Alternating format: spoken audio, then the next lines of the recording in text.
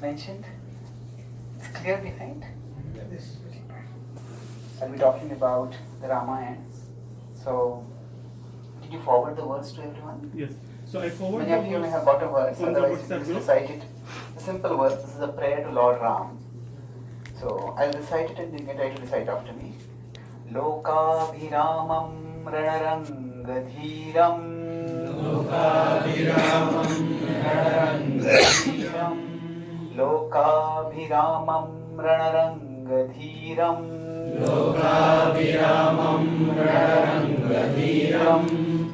It means the one who is the joy of all the people, Lokabhiramam. And on the battlefield, Ranarangadhiram, he is supremely sober.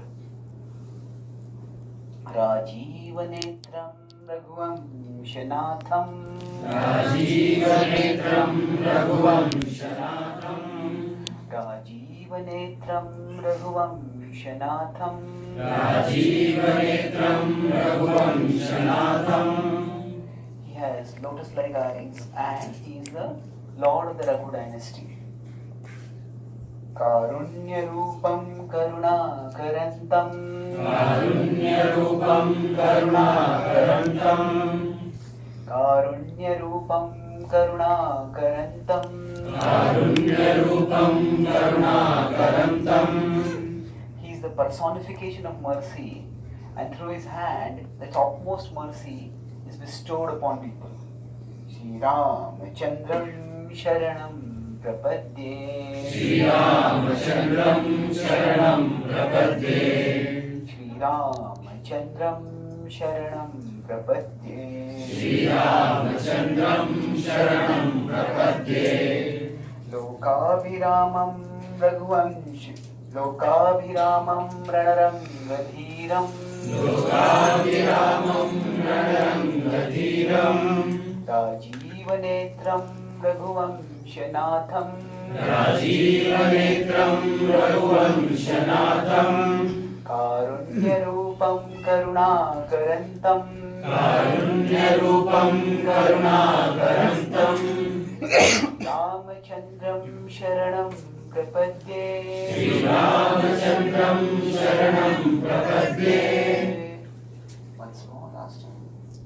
Lokabhiramam Ranarangadhiram Lokabhiramam ranarangadhiram Rajivanetram Raghuvanshanatham Rajivanetram Raghuvanshanatham Karunyarupam Karunakarantam Karunyarupam Karunakarantam Shri Ramachandram Sharanam Prapadye Shri Ramachandram Sharanam Prapadye.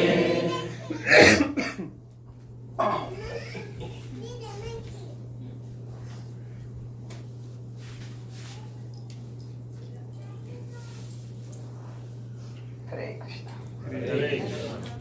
So I'll talk about the devotion of Ram and various, or devotion of Hanuman to Ram and various lessons that we can learn from it. One main theme which I'll focus on is that how there can be humility and ambitiousness which can both be brought together. How to be humbly ambitious.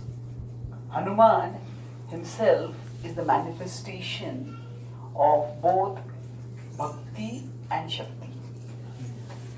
He is often depicted with his hands folded, which signifies his Bhakti.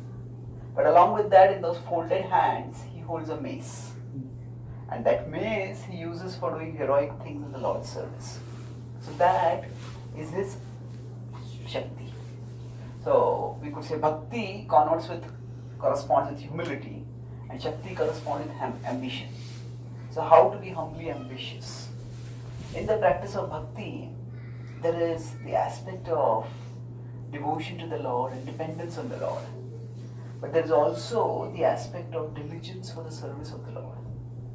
So Hanuman manifests both dependence and diligence. So we will focus primarily on Hanuman's journey to Lanka and especially his adventures in Lanka. That is the time when Hanuman is most prominent. And while doing that, we will we'll go do some flashback or we'll do some fast forward and discuss some other related pastimes also with respect to the Ramayana and other philosophical themes.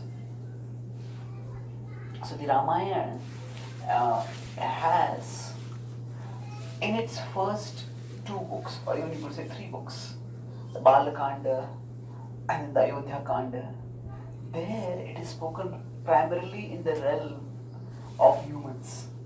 There are a few demons who come over there.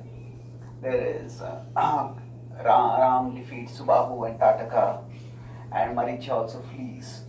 But it's mostly interactions with human beings. And then when Ram goes to the forest, at that time, initial part of the forest stay is also with human beings. He's interacting with other sages, Chitrakuta, Drinike, then Rama. He goes to Chitrakud, and there he resides over there on the Chitrakud mountain at the advice of the sage Bharadwaj. But then he sees that although demons are not present over there, but demons are terrorizing that area. They keep coming in, doing incursions and going back. So he decides to put his stay in the forest to good use. And when he comes to a place called Ramtek in Maharashtra, there he sees that there's a mound of bones of ascetics and sages who have been devoured by the demons. And he decides that now, the kind of atrocities these demons are performing, I have to stop them. So Ram is no longer enjoying the privileges of being a king, but still he is conscious of the responsibility of being a king. He sees himself as a Kshatriya, as a member of the royal dynasty, and he sees that it is my duty to protect people, and not just his citizens. Ayodhya's kingdom was quite big, but they're the forests. But he said, here also, it is my duty to protect. And then Ram comes to Nasik. He stays in Dandakaranya in Nasik, and that is where the unfortunate interaction Surpanakha happens. And then the whole conspiracy by which Ram and Lakshmana sidetrack, and then Ravan comes in a imposter's form and abducts Sita. After that, when Ram's frantically searching, he first meets Jatayu, and then there are several other encounters, after which he comes to Kishkind. And that is near Pampa Sarovar, where he meets Sugriva for the first time. Actually, he meets Hanuman first. Sugriva spots him first, and Sugriva spots him. Sugriva immediately becomes apprehensive. Hanuman, however, is surprised to see these 2 princes in the forest. In the forest, Ram and Hanuman are an unusual sight to behold. Sugriva, his vision is shaped entirely by fear. Sugriva has been misunderstood by his brother Vali, who thought that Sugriva tried to kill me and usurp my kingdom. So he has now driven him out of the kingdom and is trying various ways to finish off Sugriva. So whenever Sugriva sees anyone coming in the vicinity of the forest, he's suspicious. So our vision is shaped by our conception. If we are filled with fear, whatever we see, we will see it. Is this a source of fear? Is this a source of danger? The world is, we hardly ever see the world as it is. We see the world as we are. We see the world as we are. In general, when we function in the world, we don't function based on the physical reality of how things are. We function based on our mental conception of that physical reality. Suppose we are going through a forest and we see a mirage. Now, we don't see it as a mirage. Our eyes see it as water. And when we see it as water at that time, we may rush towards it thinking it will relieve our thirst. The physical reality is that there is only sand over there. But our action is determined not by the physical reality. It is determined by the mental perception of the physical reality. And the mental perception is sometimes accurate and sometimes inaccurate. So of course, the consequences of our actions will be determined by the physical reality. I may go there and try to drink water, I pick up the sand and put it in my mouth, my tongue will get burned by that. I won't get any relief. Rather, my thirst will get aggravated. So, the physical reality does matter in terms of the consequences that our actions will have. But the mental conception of the reality determines what actions we will take. So, therefore, the prime function of the intelligence is to get the mental conception in alignment with the physical reality, or at least to recognize that there is a misalignment between the two. So even after we know that intellectually know that there are mirages in the desert, still the mirage will appear like a water. So the physical reality will appear in the mind as water, but with our intelligence we can understand, okay, this is not a correct, this is not a right perception. So similarly for us, we all have our own attachments, our own misconceptions, our own biases, because of which we perceive things in particular ways. And in this case of Sugriva, because he was filled with fear, and especially because he knew that Vali could not come to that area of the Pampa Sarovar, because because there was a curse given by Matangrishi that whoever comes in this, if Vali ever comes in this area, he will fall dead. So then, this could have acted as a source of security for him. But the mind that is filled with fear doesn't see security. Even in security, it looks for insecurities, right? So yes, he was confident that Vali cannot come here, but still he was fearful that Vali will send someone else over here. And that's how anybody who came to the forest, his first reaction was fear. And they had made their camp on top of a mountain, from where they could see what was happening. And Sugriva was sitting on the top of the mountain. He had been earlier the king, or at least the prince. And the other soldiers who had come with him, Hanuman was one of them. They were his assistants. While Sugriva was on the watch out, and he saw these two young people coming, powerful people. But they were a mysterious sight, because on one hand, they were dressed like munis. They were dressed in ascetic garb. But while being in ascetic garb, they were carrying bows and arrows. They were carrying weapons. So this caused even greater confusion to Sugriva. What is happening here? Normally, whenever we look at the world is so complicated that it's not so easy for us to make sense of it. There are so many different kinds of people, so many different kinds of objects, so many different kinds of events. So usually, we try to make sense of the world by putting things in some conceptual categories. So for example, if you meet someone, okay, this person is Indian, this person is American, this person is a Chinese. And then we have not just nomenclature. It's not just the name that we give, but we also have conceptions. Okay, this person is like this person is like this. And this kind of categorization at one level is essential for functioning. So if we know, okay, somebody is from India, then I may speak with them in Hindi. If somebody is from America, I'll speak with them in English.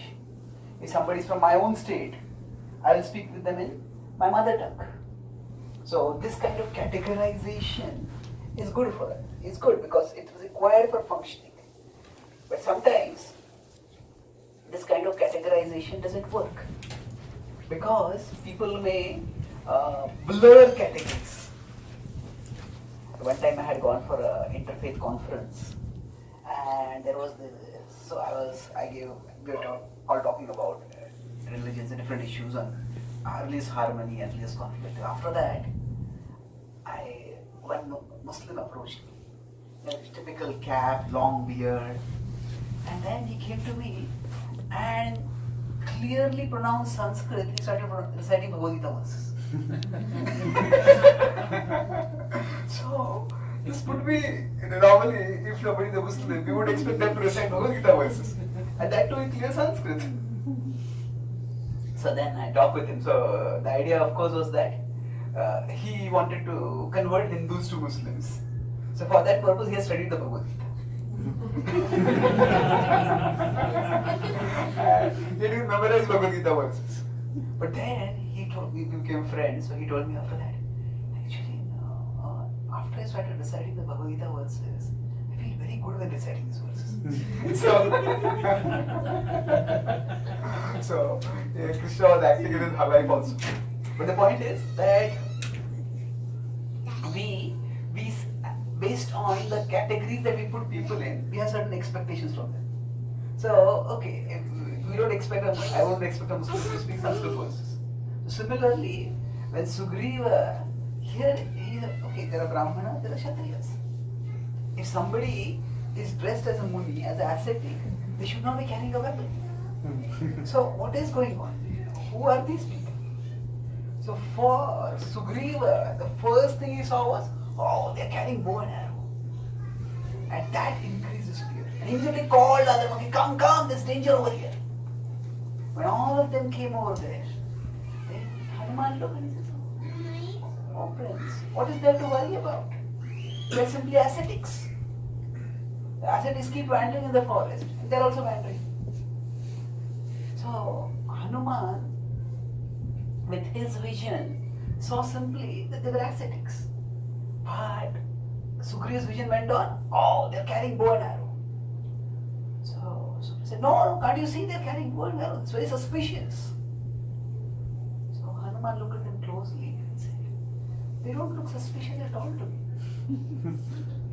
If they were on some hidden agenda, then they would not come in such a contradictory appearance. Their appearance, they have come openly, they're talking loudly, and they're not making any attempt to conceal their passage. They're not searching for you, they seem to be going on their own journey. They're not even aware of your presence. If they had come on some agenda, then they would have concealed their presence, they would have concealed their presence, they would have concealed their passage. Sugriva said, we can't take risks. So better you go and find out who they are. In the Bhagavad Gita, Krishna says that ye yathamam prapadyante tam sathaiva vajamyaham. As all people surrender unto me, I reward them accordingly. It's 4.11 of the Bhagavad Gita. This verse comes in a very interesting context. Before this, Krishna has talked about his appearance in this world. Famous verses 4.7 and 8. Yada yada hi dharmasya sambhavami yuge yuge. Those are verses that have come just a few verses before this. And next verse after this, Krishna will talk about the worship of the Devatas. So, Arjuna gets the question, if my dear Lord, you descend here and you deliver everyone. Anybody can, by knowing you, loving you, become delivered from this material world. Then why are there different forms of worship? Then Krishna says, I reciprocate according to people's desires. So here, the theme is, when Sugriva, his consciousness is filled with fear, he sees Ram as a source of fear, as a cause of danger. Hanuman is not driven by that fear. So, there is no fear that he perceives, it's just intrigue, who are these people? So he comes along. But because Sugriva has told him to be cautious, so he assumes a different form. It's interesting that in the Ramayana, there are many different characters who assume different forms. Both among the villains, Hanuman himself changes forms, Indrajit sometimes changes forms, and Ravana changes forms on the demon side, and Hanuman changes form on the Vanara side. It's interesting, Ram never changes his form. So, Lord Ram, he in the Ramayana acts as Maryada Purushottam. So he doesn't use any covert strategies for doing anything. He's very open in doing whatever he wants to do. Hanuman will change his form on many different occasions. In the Ramayana, this is his first appearance, and he appears as the assistant of an exiled king. And there is also Ram, who is an exiled king, and his assistant is Lakshman. So of course Ram has only Lakshmana. Sugriva has some other monkeys also with him, but the primary assistant is Hanuman. So when Hanuman descends, he changes his form. As I said earlier, for Hanuman, he had seen, they are ascetics. So Sugriva had seen, they look to be warriors. They got weapons. So because Hanuman focused on the fact that they are ascetics, so he decided to approach them in that mood. So he took on the form of a Brahmana. And as a Brahmana, he started approaching them. And different people, when they interact with each other, based on their particular nature, they interact in different ways. So if two people who are Brahminical, they will interact, their interaction point or the intersection point of their interaction would be their common interest. So when Hanuman appears over there, Hanuman greets them, and Hanuman is speaking in a very sweet, learned and profound way. Generally, when we approach people, we all carry some impressions about people.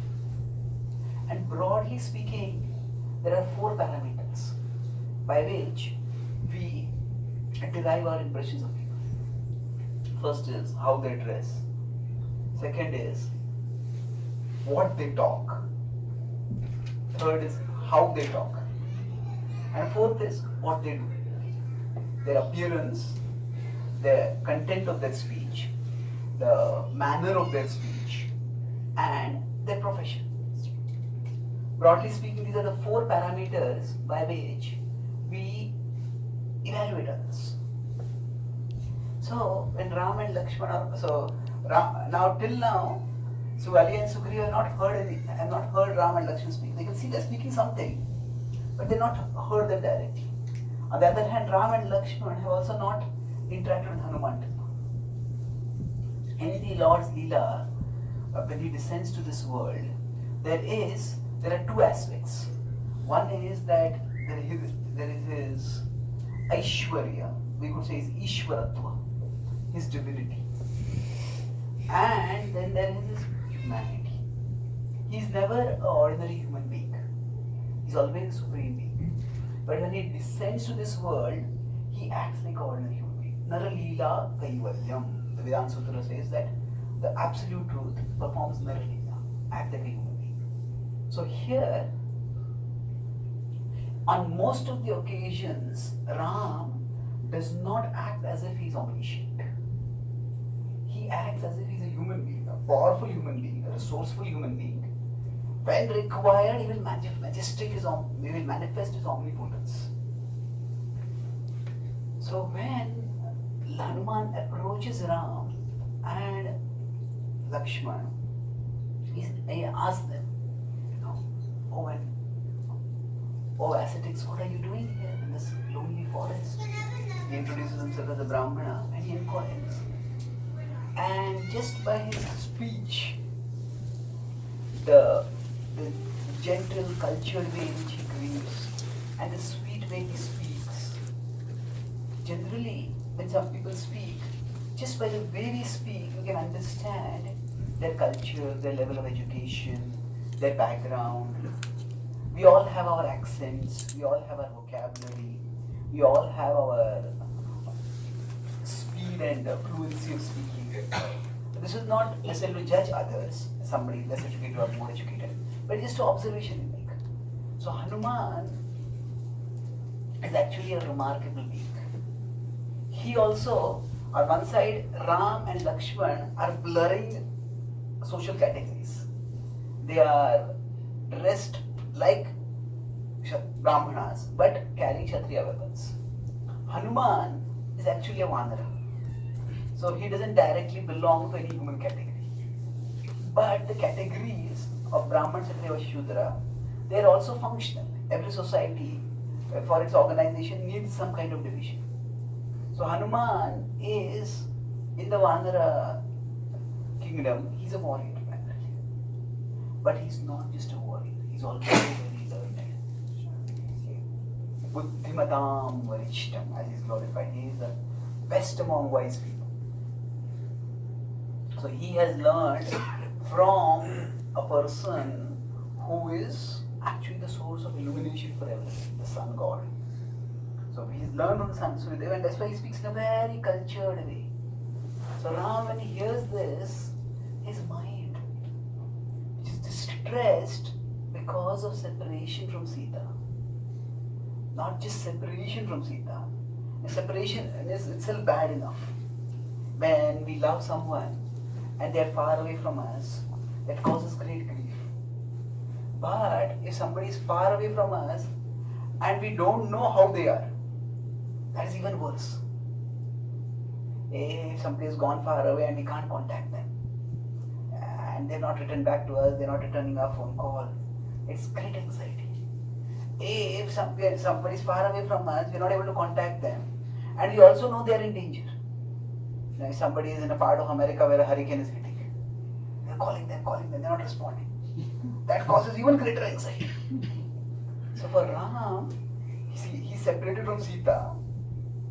Actually, this is the first time after their marriage that there is a significant separation. After their marriage, they're always together, and Sita insists that she will come with Ram to the forest also.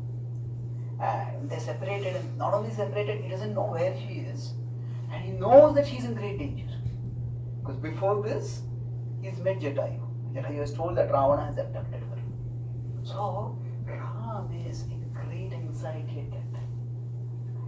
And while he is in such anxiety, just the soothing words, the soothing speech of Hanuman pacifies his mind. And Ram tells Lakshman, no, this sage is a very learned person. Just see how sweetly he is speaking. Surely he must be knowing all the Vedas. That is how his speech is so sweet. Anudvegakaram vakyam satyam priyatam chet swadhyayabhyasanam chaiva vanmayam tapauchyate. In the Bhagavad Gita, in the 17th chapter, in the 15th verse, Krishna talks about the austerity of speech. Austerity of speech means we should speak in a disciplined way. And the first characteristic of austere speech, of regulated speech, Krishna says is Anudvegakaram vakyam. Speak in a way that doesn't do udvega. Udvega is agitation. The world is an agitating place. And when we interact with each other, we shouldn't want to increase the agitation of people. So, now we should speak to give others peace of mind, not to give them a piece of our mind.